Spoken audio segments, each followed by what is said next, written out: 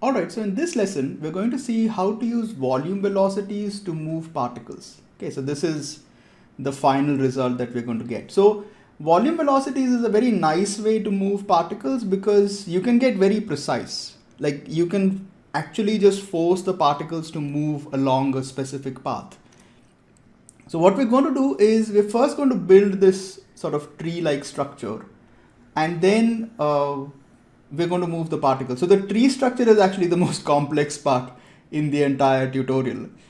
So I'll just start off with a simple geometry, and I'll create a line. And what I want to do is, let's say you want to build something, loosely like a tree. So first let's just resample this, and I just want to generate like a curve view. So generate a curve view, and then I'm going to put the curve view into a p-scale. So we'll take add p-scale is equal to, let's do a ch ramp so we can control it a little bit, and we'll call it shape comma at curve view. Okay, and then we're going to take a point jitter. So the reason I put in the p-scale is because the point jitter can be controlled based on the p-scale. So if you say use p-scale, and if you come down here and generate the ramp, see, so what's happening is based on the p-scale, it is affecting the distortion. And what I'll also do is I'm going to get the y-axis to 0 in the point jitter and just lower the scale.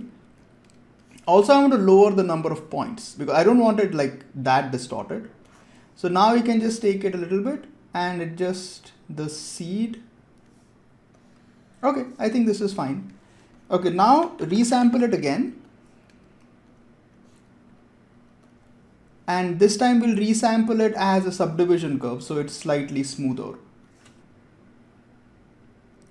Alright, the next step is I want to group it, so I don't want, maybe lower this a little bit more. Okay, and we want the branches above a certain number of points, so we'll do a group by range.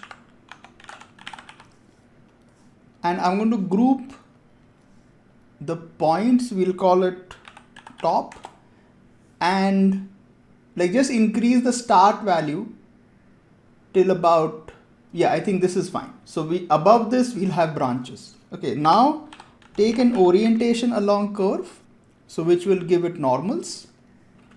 So we'll get something like this.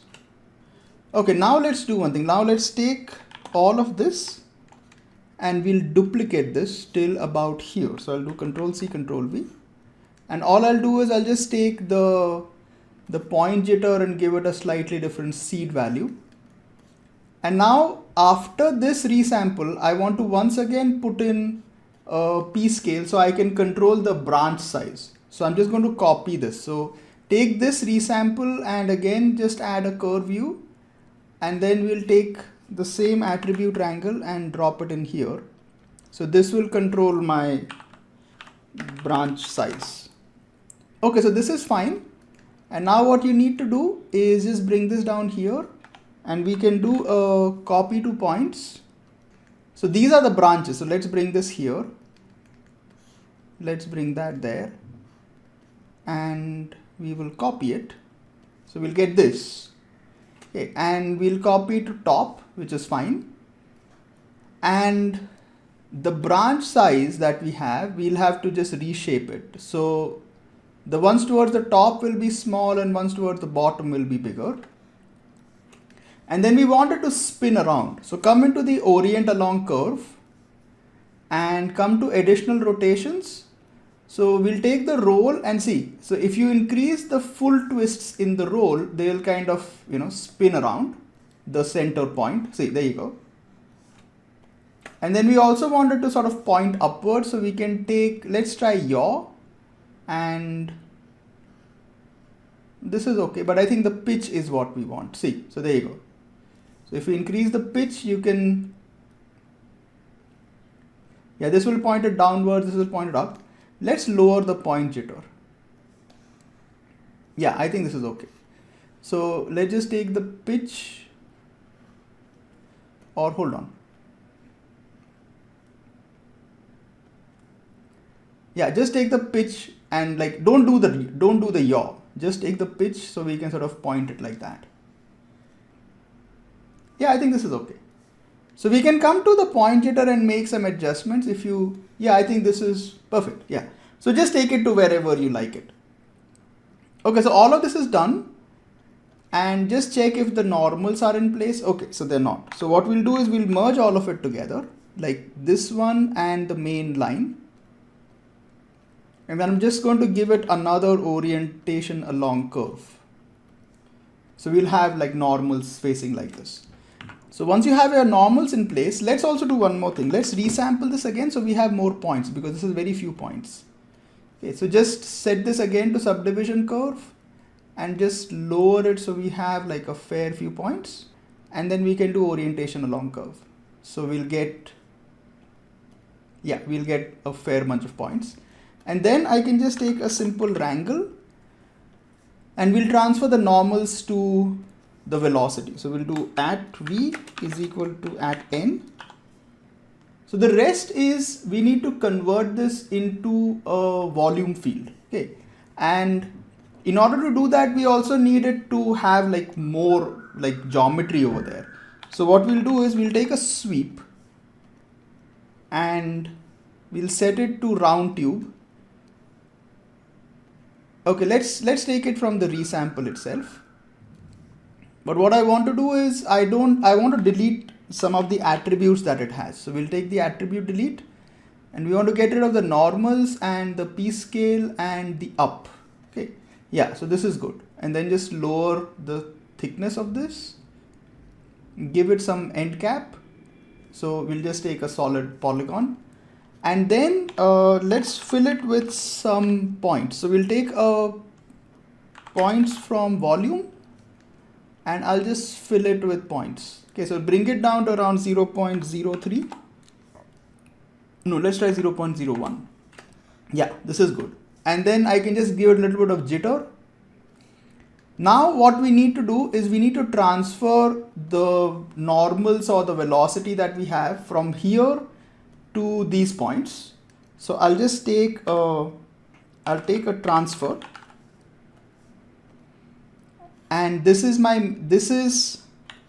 and so I want to transfer, these velocities over to this one. And yeah, there you go. Okay, so by default it's transferring everything, so we can specify it down to, let's say, normals and velocity. We don't need the normals, but yeah, might as well. Okay, so this is done. This is good. Now let's set up the volume. Okay, so this is pretty simple. Okay, so I can just come in here. I have V, which is what you want. So just take a rasterize. Yeah, so take a volume rasterize attribute and plug that in, and we'll just pick up V. So if everything has been done right, you'll see this. So by default it's set to Gaussian, so which blurs it out a lot. So what I'll do is, first of all, I'll make it about 0.02 and I'll set this to point. See, there you go. And maybe just increase the particle scale a little bit and the coverage. Or you can set it to Gaussian and then just try to lower everything. It does slow down a bit. Yeah, let me just lower these values. Let's keep it to 0.07. Okay, now let's see if we can visualize this, because this is important. So what you can do is just take a simple sphere. Yeah, and make it really tiny. So it's about the size of this. And I'll just move it up here. And then I can scatter some points onto that sphere and take a volume trail. So take a volume trail and just plug in, this and this in here. And there you go. You'll see it move. And all you need to do is just take the trail length long enough so you'll see it go all the way. And if it should technically pick up everything, but if it doesn't, if you start to move the curve, if you start to move the sphere, we'll start to see it kind of see. Now, if you want more precision, what we can do is I can just set this to point. See, there you go. So that is very precise. And then I can just sort of take this in, see. So it can't visualize all of it, but your particles will have enough to kind of, go through it. Okay, so now let's just set up the particle movement, because this is pretty simple now. Okay, so this is not important. This is just for visualization purpose. But what I can do is I can take the base sweep that we have here, and I can just directly use this. So let's duplicate this, because I want it slightly thinner than what we have. And then I'll take a pop network.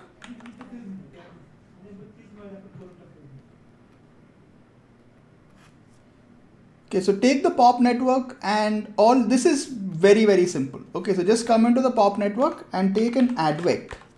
Okay, so take a pop advect by volume, and default it looks for a velocity field called well, but we don't have well, we have v. Okay, like our velocity field is called v. So just make sure that when you take the pop advect, the field name should be v, and then we're looking at second context geometry, and just sort of plug that in. And if you've done everything right, if I press play, you'll see them move. Now by default it's set to force, and you have air resist. So just increase the air resistance, and I'll just lower the life to about say 2, and I can press play, and there you go. But if you want it very, very precise, then the best option is to set it, instead of using update force, set it to update velocity, and that kind of makes it quite precise. Okay, let's slow it down a bit. Yeah, there you go. And I can probably, and just take the velocity blend all the way to 1, and let's see what that does. See, there you go. Okay, so now it's quite precise. So what happens is once it comes to the edge of the velocity field, it just stops. Okay, so what you can do is, if you want to get rid of those particles, I can create a pop group, or we can just, let's take a pop kill. Okay, and I'll turn this on, and we'll do length of at v. So we're calculating speed. We'll say less than 0.1. And what it should do is, see, so all the slow particles, let's try 0.2. See, so there you go. So once it gets very slow, it just kills the particles. And then you can just color this. So we'll just take a pop color, and I'll just color it a little bit. So I'll set it to, let's say, ramp by age, and let's set this to like a green or something. And we'll set this to like a brown. Yeah, there you go. So this is pretty much it. So this is the simplest way to have particles move, because otherwise trying to get them to move along these kind of paths becomes quite difficult. Okay, this makes it quite easy. So we can try to adjust this a little bit. Let's try to get rid of the velocity blur. Okay, it's done that again. Hold on a second. Or what we can also try is, instead of taking the sweep, let's just try to take the curve itself, like the base curve that we have. That should be interesting. See.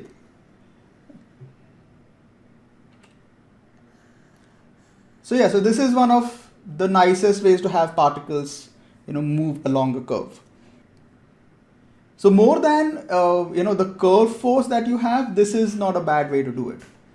Alright, so in the next lesson we're going to take a look at volume velocity again, but I'll do like a small project. So what we'll do is we'll build like a portal, like the one you see in something like Avengers. So a very simple version of the Thanos portal from Avengers. Okay, so mostly it will be like a smoke simulation class, but then at the end of it we will transfer the smoke simulation over to particles. Okay, so so it will be like a nice mini project to do with everything that we've learned so far.